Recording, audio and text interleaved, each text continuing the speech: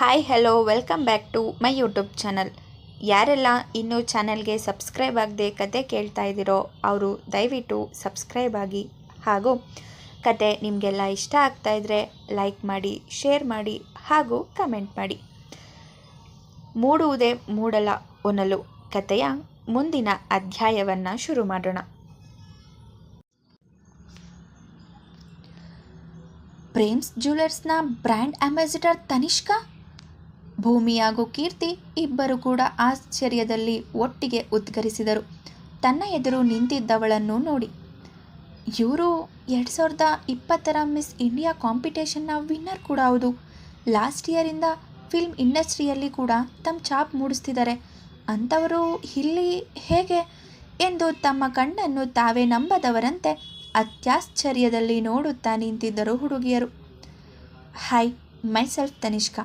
ನಿಮಗೆಲ್ಲ ಗೊತ್ತಿರಬೇಕು ಅನ್ಕೋತೀನಿ. Model come actress. ಸಾಮ್ರಾಟ್ ಅವರು ನನಗೆ ಇತ್ತೀಚೆಗೆ ಪರಿಚಯ ಆದರೂ ಸಹ ನಾವಿಬ್ಬರು ಒಳ್ಳೆ ಫ್ರೆಂಡ್ಸ್. ಅವರು ಇದ್ದಕ್ಕಿದ್ದ ಹಾಗೆ ಕಾಲ್ ಮಾಡಿ ಈ ರೀತಿ ಒಂದು ಸಹಾಯ ಬೇಕು ಅಂತ ಕೇಳಿದರು.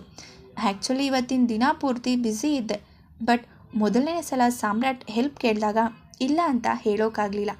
ಸೊ ಐ ಕೇಮ್ ಹಿಯರ್ ಎಂದು ಮುಗುಳು ನಗುತ್ತಾ ಹೇಳಿ ಸೂರ್ಯನ ಮುಂದೆ ಕೈ ಚಾಚಿದಳು. ಮಿಸ್ ಇಂಡಿಯಾ ವಿನ್ನರ್ ಆಗಿರೋ ನಿಮಗೆ ಮಿಸ್ ಬೆಂಗಳೂರು ಅನ್ನೋ ಪ್ರೋಗ್ರಾಮ್ ಎಲ್ಲ ತುಂಬ ಚಿಕ್ಕದು ಅಂತ ಗೊತ್ತು. ಆದರೂ ಅದನ್ನೆಲ್ಲ ಯೋಚಿಸ್ದೆ ನಮಗೆ ಸಹಾಯ ಮಾಡೋಕ್ಕೆ ಬಂದಿದ್ದು ನಿಜಕ್ಕೂ ನಿಮ್ಮ ದೊಡ್ಡ ಗುಣ. ಥ್ಯಾಂಕ್ ಯು ಸೋ ಮಚ್ ಎಂದು ಅವಳ ಕೈಗೆ ತನ್ನ ಕೈ ಬೆಸೆದು ಹೇಳಿದ ಸೂರ್ಯ. ಅಷ್ಟರಲ್ಲೇ ಇನ್ನೇನು ಪ್ರೋಗ್ರಾಂ ಶುರುವಾಗುವ ಮುನ್ಸೂಚನೆ ಸಿಕ್ಕಾಗ ಮಾತು ಮುಗಿಸಿ ಎಲ್ಲರೂ ಎಚ್ಚೆತ್ತರು. ತನಿಷ್ಕಾ ತಯಾರಾಗಲು ಸಿದ್ಧವಾಗುತ್ತಿದ್ದ ಹಾಗೆ ಸೂರ್ಯ ಅಲ್ಲಿಂದ ಹೊರಗೆ ಬಂದಿದ್ದ. ಭೂಮಿ, ಕೀರ್ತಿ ಹಾಗೂ ಮೇಕಪ್ ಆರ್ಟಿಸ್ಟ್ ಸಹಾಯದಿಂದ ತುಂಬ ಬೇಗನೆ ರೆಡಿಯಾದಳು ತನಿಷ್ಕಾ. ಎಲ್ಲರ ಬಹು ನಿರೀಕ್ಷಿತ ಇವೆಂಟ್ ಶುರುವಾಗಿತ್ತು.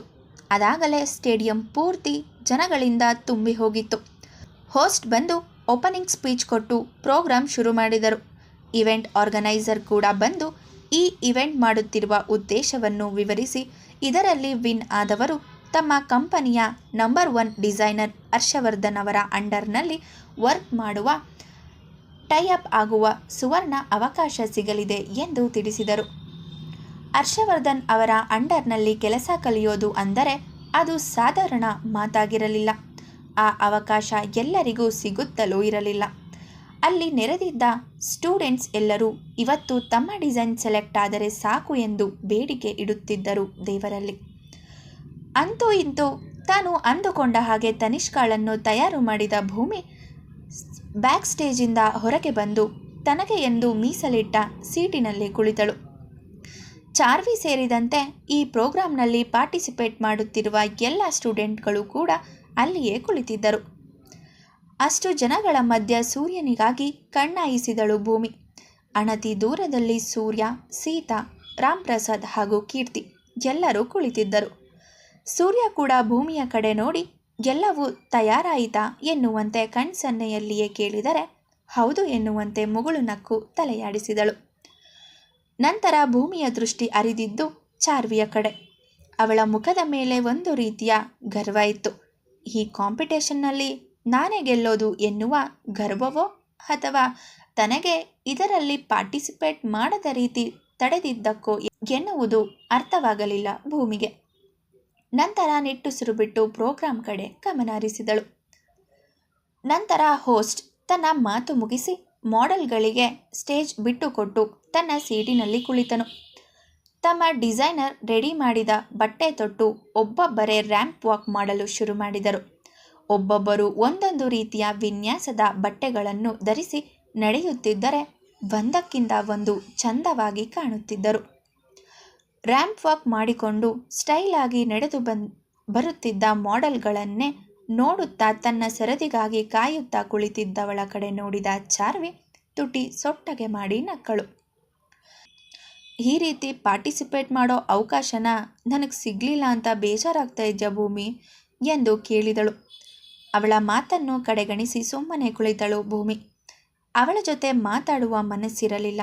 ಆದರೆ ಪುನಃ ಅವಳೇ ಮಾತಿಗಿಳಿದಳು. ಹೋಗಲಿ ಬಿಡು, ಈ ಸಾರಿ ನೀನು ಎದುರಾಳಿಯಾಗಿ ನಾನಿದ್ದೆ, ಅದಕ್ಕೆ ನಿನಗೆ ಈ ಅವಕಾಶ ಸಿಗಲಿಲ್ಲ. ಬಟ್ ಮುಂದಿನ ಸಲ ನಾನಿರಲ್ಲ. ಆಗಬೇಕಿದ್ರೆ ನೀನೇ ಗೆಲ್ಲು, ನನಗೇನು ಅಭ್ಯಂತರ ಇಲ್ಲ.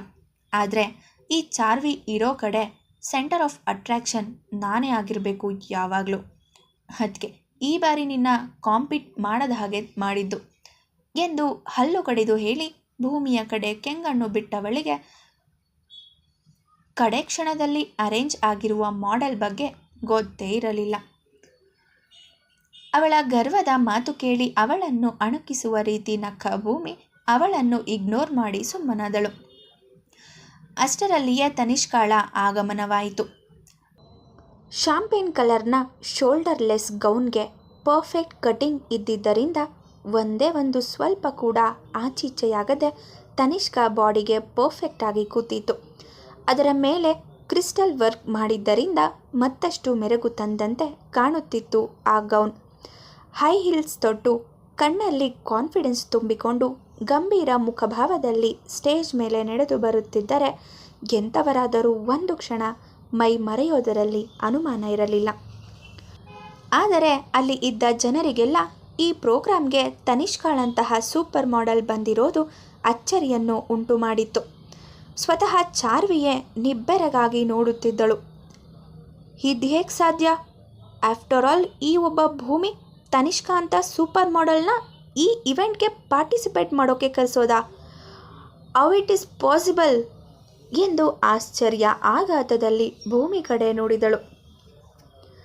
ಕೆಡಿಸೋಕೆ ಅಂತ 100 ಜನ ಇದ್ದರೆ ಕಾಯೋಕೆ ಅಂತ ಮೇಲೊಬ್ಬ ಇದ್ದಾನೆ ಎಂದು ಹೇಳಿ ಮಾತು ಮುಗಿಸಿದಳು ಭೂಮಿ.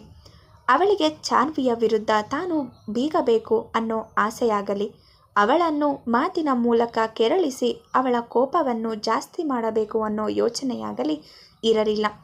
ಈ ಕಾಂಪಿಟೇಷನ್ನಲ್ಲಿ ತಾನು ಸೋಲ್ತೀನೋ ಗೆಲ್ತೀನೋ, ಆದರೆ ತನ್ನದು ಅಂತ ಪಾರ್ಟಿಸಿಪೇಷನ್ ಮಾತ್ರ ಇರಲೇಬೇಕು ಎನ್ನುವ ಯೋಚನೆ ಅಷ್ಟೇ ಅವಳಿಗಿದ್ದಿದ್ದು. ಸ್ವಲ್ಪ ಸಮಯದಲ್ಲಿಯೇ ಎಲ್ಲ ಮಾಡೆಲ್ಗಳ ರ್ಯಾಂಪ್ ವಾಕ್ ಮುಗಿದಿತ್ತು. ರಿಸಲ್ಟ್ ಅನೌನ್ಸ್ ಆಗುವ ಕ್ಷಣ ಕೂಡ ಬಂದಿತ್ತು. ಚಾರ್ವಿಯ ಡಿಸೈನ್ ಕೂಡ ಚೆನ್ನಾಗಿದ್ದರೂ ಕೂಡ ಭೂಮಿಯ ಡಿಸೈನ್ ಮುಂದೆ ಡಲ್ಲಾಗಿತ್ತು. ಮಿಸ್ ಬೆಂಗಳೂರು ಕಿರೀಟವನ್ನು ತನಿಷ್ಕಾ ಮುಡಿಗೇರಿಸಿಕೊಳ್ಳುವ ಮೂಲಕ ಭೂಮಿ ಗೆದ್ದಿದ್ದಳು. ಈ ಮೂಲಕ the famous fashion designer Harshavardhan ಅವರ ಅಂಡರ್ನಲ್ಲಿ ಟ್ರೈನಿಂಗ್ ಪಡೆಯುವ ಅವಕಾಶವನ್ನು ಗಿಟ್ಟಿಸಿಕೊಂಡಿದ್ದಳು ಭೂಮಿ ಎಂದೇ ಹೇಳಬಹುದು. ಮುಂದುವರಿಯುವುದು.